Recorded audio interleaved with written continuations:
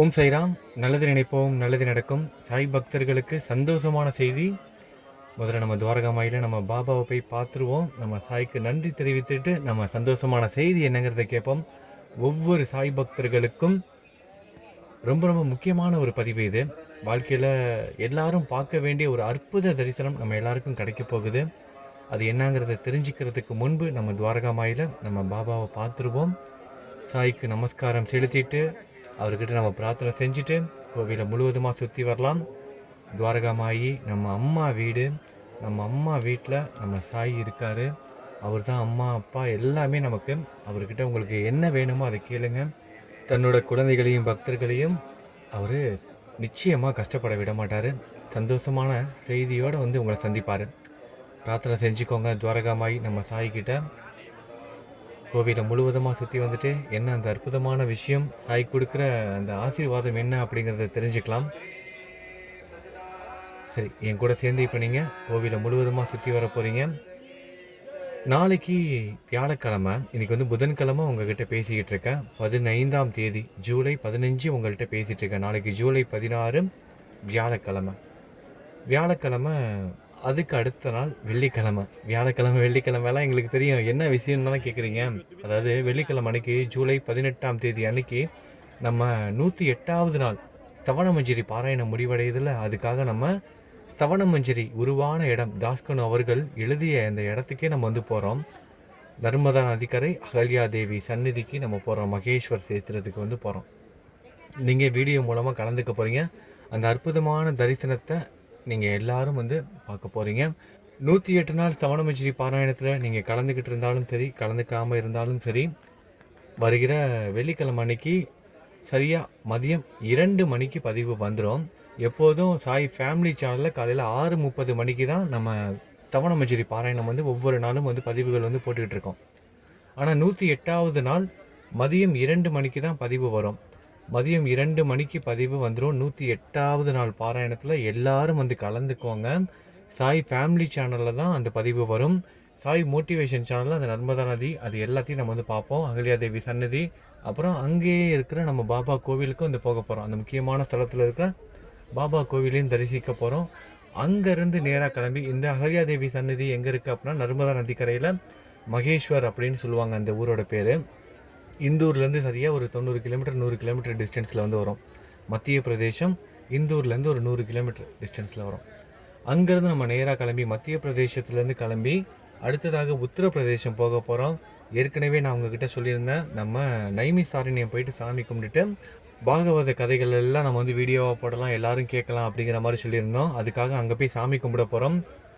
ஒரு முக்கியமான நாளில் தான் பாகவதம் அந்த பாராயணமும் நம்ம ஆரம்பிக்க போகிறோம். பாராயணமாக இருக்காது, கதைகளாக இருக்கும். அந்த கேட்குற ஒவ்வொரு கதைகளும் அவ்வளவு அருமையாக இருக்கும்.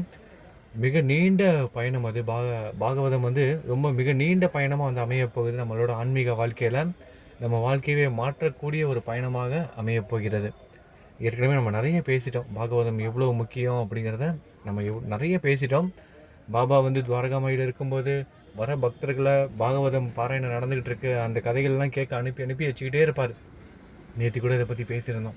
எல்லா பக்தர்களுக்கும் புரியாது, என்னடா நம்ம பாபாவை பார்க்க வந்தால் நம்ம கேட்குற ஏதாவது கேள்வி கேட்கலான்னு மனசில் நினச்சிக்கிட்டு இருந்தோம்.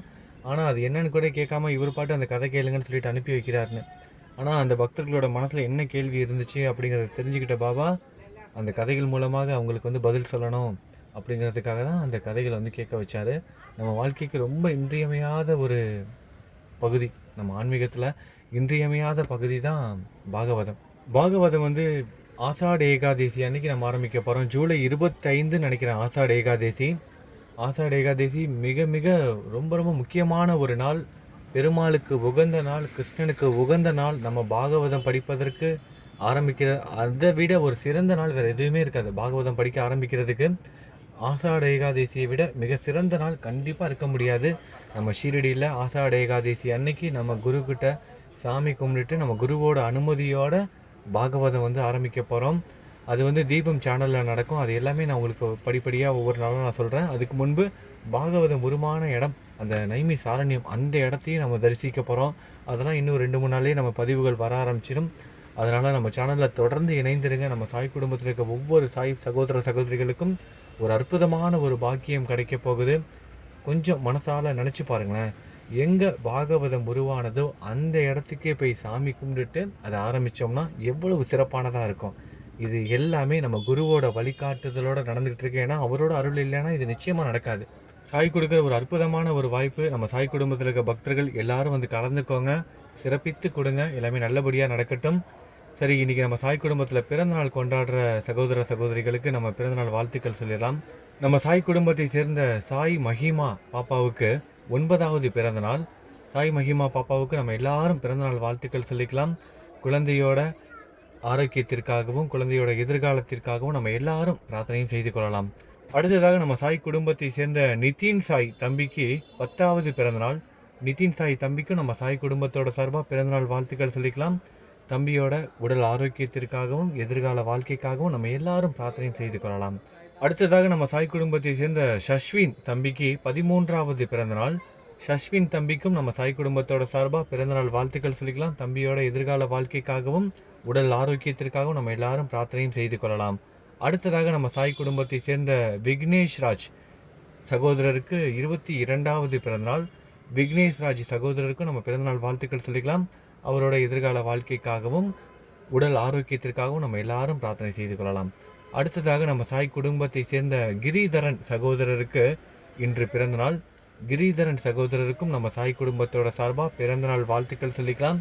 கிரிதரன் சகோதரரோட உடல்நிலை ஆரோக்கியத்திற்காகவும் அவரோட எதிர்கால வாழ்க்கைக்காகவும் நம்ம எல்லாரும் பிரார்த்தனை செய்துக்கலாம். இவங்க மட்டும் இல்லாமல் இன்றைக்கி வேறு யாரெல்லாம் பிறந்தநாள் கொண்டாடுறாங்களோ அவங்க எல்லாருக்கும் பிறந்தநாள் நல்வாழ்த்துக்கள். திருமண நாள் கொண்டாடும் தம்பதிகளுக்கு திருமண நாள் நல்வாழ்த்துக்கள். இதுக்கப்புறம் நான் பேச மாட்டேன். நீங்கள் சாயோட நாமத்தை ஜெபம் பண்ணிக்கிட்டே ஆஞ்சநேயர் கோவிலுக்கு வந்து ஆஞ்சநேயரை பார்த்துட்டு துவாரகாமாயில் வந்து நம்ம துவாரகாமாய் சாயை பார்த்துட்டு இந்த பதிவை முடிங்க. பாபா கிட்ட பிரார்த்தனை பண்ணிக்கோங்க. உங்களுக்காக, எனக்காக, நம்ம சாய் குடும்பத்தில் இருக்கும் அனைத்து சகோதர சகோதரிகளுக்காகவும். நல்லது நினைப்போம், நல்லது நடக்கும். ஓம் சாய்ராம்.